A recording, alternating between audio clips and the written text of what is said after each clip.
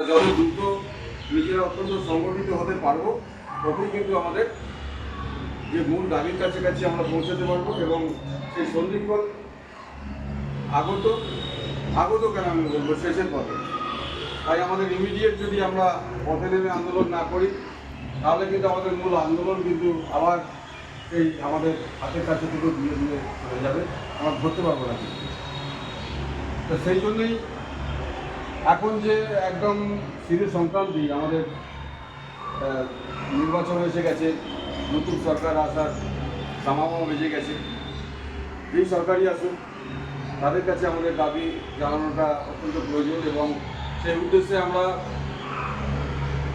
নতুন মন্ত্রিসভা পরিবর্তনের পরপর থেকেই, মন্ত্রিসভা যখন ছিল প্রথম তখন তো আমরা দরবার করেছি, তারপরেও আমরা দরবার করার পরিপ্রেক্ষিতে তার সেই পক্ষ থেকে কোনো সদুত্তর এখন আমরা পাইনি।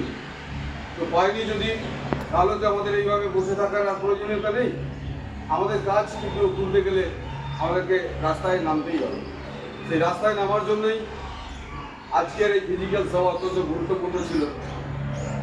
জানি না আমাদের আজকের সভার সিদ্ধান্ত থেকে আমরা সেই জায়গার সেই পথে নামার সিদ্ধান্ত নিতে পারবো কিনা, কিন্তু আমাদের নিতে হবেই।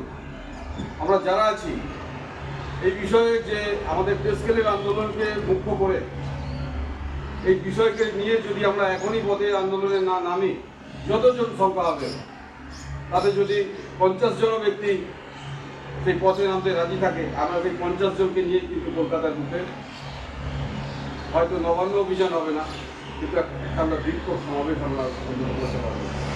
সেই জায়গায় যারা এসেছেন প্রত্যেকে তাদের মতামত দেবেন এবং আমি আশা করব একমত হবেন সকলে, কারণ